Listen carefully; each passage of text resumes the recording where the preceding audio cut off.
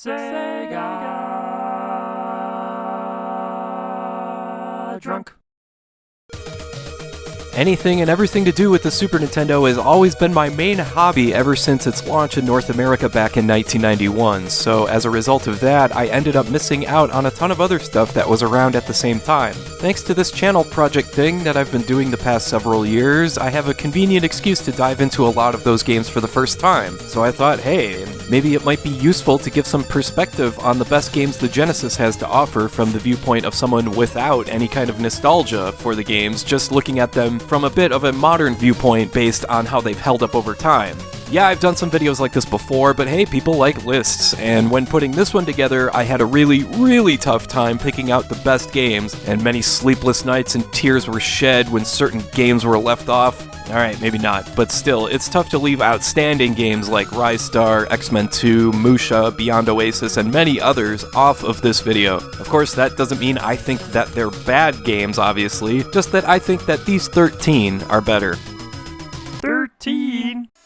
Alien Soldier. This is the game I had the toughest time deciding on whether or not should be on this video because it can be a pretty inaccessible game for some people. The controls are a bit weird. You choose 4 weapons out of 6 to use, A selects the weapon, B shoots, and C jumps, while you can change your shooting mode from free range to fixed by pressing down and A at the same time. You can also press the B button twice at the right time to turn enemy projectiles into health, and there's also a dash attack, you can hover. Put all this together and it can be pretty tough to get the hang of. But once you do, this game is friggin' incredible. It's like one huge boss run featuring some of the weirdest creatures you'll ever see. Alien Soldier was only released in cartridge form in Japan and PAL territories, and it was only made available in North America via the Sega Channel, but if you want to play it today, it's on the Sega Ages Collection, Volume 25, and on Steam as well for like $1, so what are you waiting for? Go check this one out. 12. NHL 94. You're damn right I'm putting a sports game on this list, and why not? NHL 94 was revolutionary at the time, and it remains one of the most popular retro games to this day. It's an excellent multiplayer game, it's easy to get the hang of with fast, responsive, and immediate controls, and you don't even need to be into hockey to enjoy it. The controls here are almost like shoot-'em-up controls, where you're dodging and juking your way past your opponent, avoiding hits while trying to deliver your own, all while trying to sneak the puck past the goaltender. NHL 94 continues to be the standard by which all other sports games are measured. 11. Pirates Gold. I admit I'm a little biased towards this game because when I first sat down to play it a few years ago, I was expecting something pretty lousy. I mean, it's a home console port of a pretty massive PC game, but man oh man, this game is just so much fun. It's an open world exploration game where you can trade goods, recruit a crew for your ship, capture cities, duel other captains, seek out buried treasure, and lots of other stuff. It's surprisingly flexible in allowing the player to choose what they want to do and how they want to play, and it's done in a very player-friendly way, making things reasonably easy to figure out. Pirates Gold is one of those games where if you sit down to play it, you better make sure you've got a few hours free because it's really hard to put down. 10.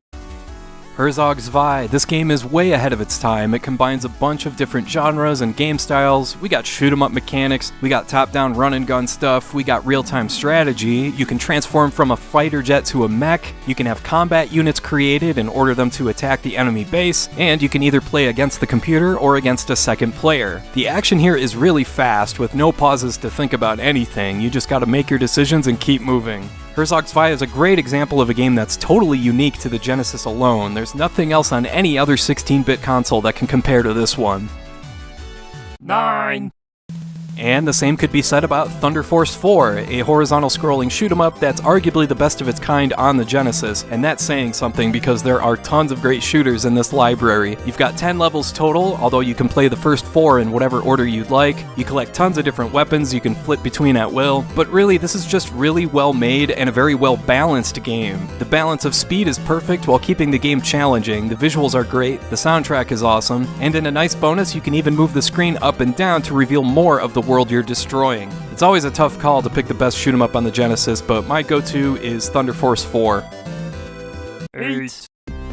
Castlevania Bloodlines, one of the very best action platformers on the Sega Genesis. You get 2 playable characters, one with a traditional Castlevania whip, but one with a spear. And what really stands out here is the level design. There's 6 levels, but they may differ depending on which character you choose, and some of the settings here are just awesome, as you can see. Bloodlines does a great job pushing the Genesis to its limits, like this tower that slowly rocks back and forth, or these spinning platforms that eventually lead to this cool-ass looking boss fight, and of course the usual Castlevania motif is represented as well, where you have to climb through a clock tower. Even if you don't usually dig Castlevania, Bloodlines is still a must-play.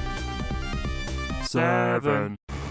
Phantasy Star 4. Here's a turn-based RPG that can hang with the very best of its era. If this game were released for the Super Nintendo, you could easily argue that it belongs in the top 5, along with the likes of Final Fantasy VI, Earthbound, Mario RPG, and Chrono Trigger. So, what makes this game stand out along the likes of those names? For me, it's the sheer scope of the story. Your planet somehow got reduced to a desert, with monsters popping up everywhere, and it's up to you and your party to figure out what the heck has happened and how to stop it. The way the story is told through manga-style panels makes this game appear from a visual sense unlike any other 16-bit game, and the soundtrack here adds a ton to the experience. The combat is great too, always keeping things interesting with up to 5 party members, allowing you to learn up to 14 combination techniques. If you dig science fiction and turn-based role-playing games, Phantasy Star 4 is an absolute must-play.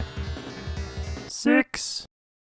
Sonic the Hedgehog 2. Some might think this is a little low, but we'll get to that later. This is just a classic case of a sequel doing everything it should to improve on the original game. Now, the original Sonic isn't on this list, but it's still a pretty dang good game. But Sonic 2 took that game's strengths and made them the focus of this game, like building the levels around Sonic's speed, making the player rely on twitch controls and memorization.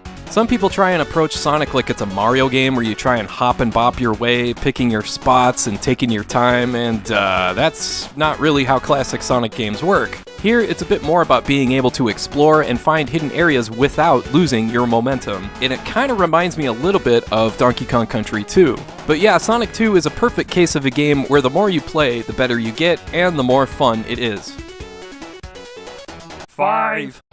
Streets of Rage 2, easily one of the best beat-em-ups ever made because it's got the best control scheme of any beat-em-up ever. Yeah, Streets of Rage 2 has a lot going for it, from the visuals to the atmosphere to the soundtrack, but what makes this game as good as it is its layers of complexity. When you first play this one, you'll see you've got your usual punches, kicks, jumping attacks, and weapons, but the further you get, you'll be able to intuitively figure out all this other stuff that you can do. There's combos, throws, and enough suplexes here to make Brock Lesnar blush. And in addition to that, there's 4 playable characters here that all play differently, lending this game a ton of replay value. Make no mistake, Streets of Rage 2 is the total package. 4. Shinobi 3: Return of the Ninja Master. If there's any kind of game I love playing, it's an action platformer where your character is overpowered to the gills with tons of moves, abilities, and special weapons, and can absolutely crush all enemies before them. That's what Shinobi 3 is all about. There's just so many different attacks you can unleash at any time, like a sword dash, a mid-air dash, plus you can scale walls, and unlike its predecessor, there's no one-hit deaths here. You have a life bar, so you can take tons of chances to try all sorts of crazy stuff. The level design does a great job complementing your abilities, even throwing in some goofy stages like being able to ride a horse and even surf. Shinobi 3 is just plain fun, it's as simple as that. 3.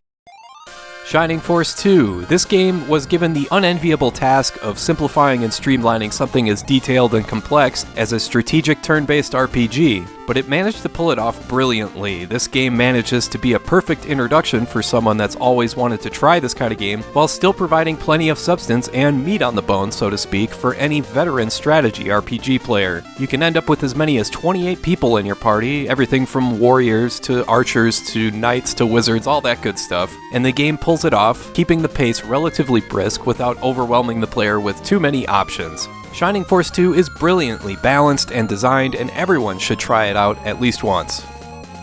2. Sonic 3. You know what I said about Sonic 2? Well, that goes for Sonic 3 as well. This game takes everything from its predecessor, fills in even more detail and extra areas to explore, adds little touches like allowing Tails to fly for a bit, adds some new power-ups like a fire shield, which makes you immune to fire, an electric shield which acts like a ring magnet and allows Sonic to double jump, and a water shield that gives you unlimited air underwater. There's a new special stage that's even better than what's featured in Sonic 2, and the level design stays consistent overall, so there's no huge changes, only minor tweaks and additions that make the game that much more fun to play. In addition to all that, you can also plug a Sonic 3 cart into the Sonic & Knuckles cart, which unlocks a ton of extra stuff. Sonic 3 is a great time, and it would be the best Genesis game ever if it weren't for 1. Gunstar Heroes. I mean, when you're doing a list of the best Sega Genesis games, it would feel almost criminal not to pick a game made by Treasure. They did such an incredible job developing titles for Sega, everything from Dynamite Headdy to the aforementioned Alien Soldier, and I mean, they even made a McDonald's game, for God's sake, and it's actually really good. But yeah, Gunstar Heroes in particular is an absolutely exhilarating playthrough, and the reason I picked it for number 1 is because it takes full advantage of everything the Genesis does well. We've got massive explosions, huge boss sprites, tons of speed, tons of gameplay variety, creative level design, and when I think of Sega Genesis, I think of the visuals this game brings to mind. This game is a masterpiece from both a technical and design standpoint, plus it's just plain fun. I mean, you get 4 different weapons, and you can combine any 2 to create your own weapon, which creates some unique shot types that lend themselves well to each part of the game, depending on where you are. I can't rave enough about this game, it's just so much freaking fun. I've beaten it 3 times now, and you know what, I think I'll go play it again right now. Alright, I want to thank you for watching, and I hope you have a great rest of your day.